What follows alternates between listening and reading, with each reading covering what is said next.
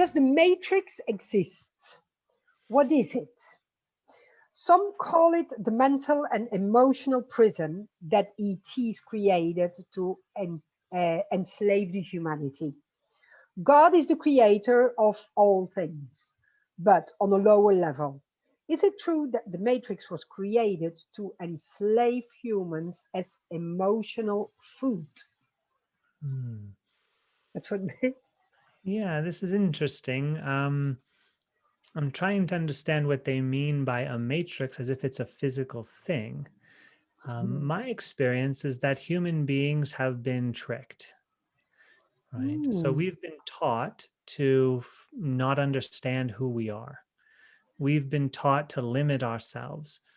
So, if anything, I would say that which is causing our suffering right now is not an energetic matrix that's been put on the planet, but rather something we can actually tangibly experience and work with directly. Not everybody can see energy. So, if you're thinking about something so abstract like an energy matrix surrounding this earth, we feel like prisoners. We feel disempowered. We blame it on something else because there's nothing I can do about it. But Hmm. if we actually look at our human experience more directly, we'll realize the cause of our problems is we don't really understand who we are. We don't really understand who we are to each other as well. So we are walking around with ignorance because we've been taught to believe that everyone's separate, that we should be afraid of everyone else, that we're all animals competing for food. So we have to feel threatened by each other. We're taught that we have to compete in our workplace. We have to compete with our friends. We have to be jealous if someone else is happy. We have to envy what they want. We have all of this confusion because we're taught a certain way that keeps us feeling disempowered. Now, some people do trace that back to extraterrestrial origin. Some people trace it back to the stories in the different books, such as India has the Vedas, Christianity, Judaism, and Hindu or Islam. They have the Bible, and I mean that's where it all comes from. Is the original Old Testament or the Judaic Bible? So in those different ancient texts in those different areas of the Mediterranean and of the Indonesia or what's the India called India continent. I forget what it's called. Maybe the India subcontinent.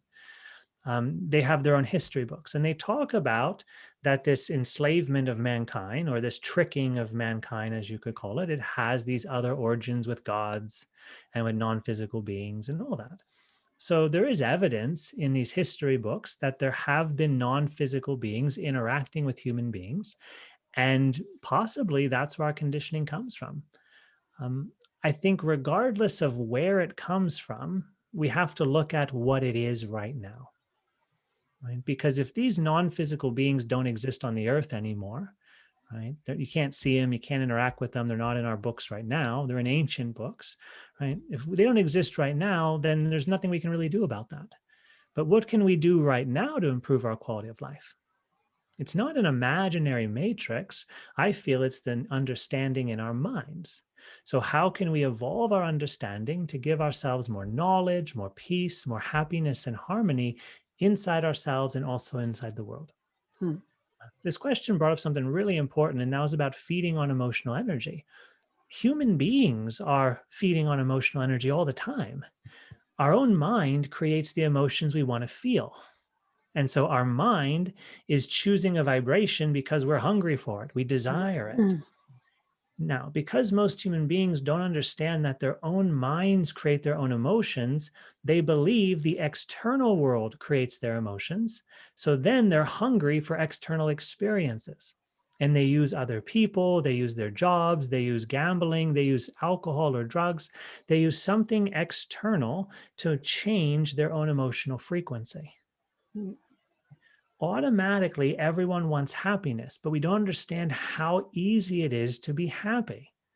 You can find all these spiritual books that say just sit there and do nothing and you'll be very, very happy. Meditate is the key to happiness, right? There's lots and lots of teachings about how to find happiness, and the more people discover these, the more they'll realize how to find happiness in yourself by becoming relaxed, such as in meditation, becoming happy in your body by eating natural foods, by exercising in balanced ways, be happy in your relationships by communicating, by sharing, and by listening, by honoring yourself and expressing yourself, by honoring the expression of others. So we can learn how to find happiness. And when we learn that, then we stop feeding with this type of destructive quality of life. We stop trying to manipulate people to get a certain emotion. We stop poisoning our body to get a certain emotion. We stop harming our body.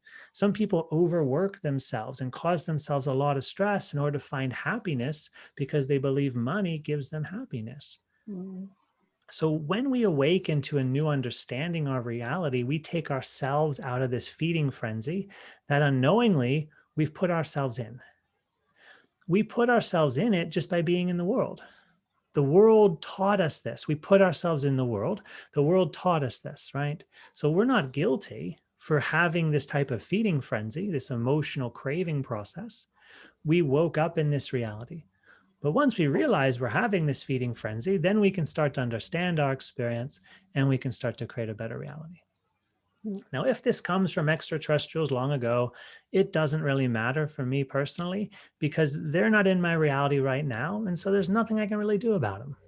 But what I can do in my reality right now is change how I think and change how I express myself physically. So I can create better relationships, a healthier schedule for my day. I can do practices that reduce my stress and increase my happiness.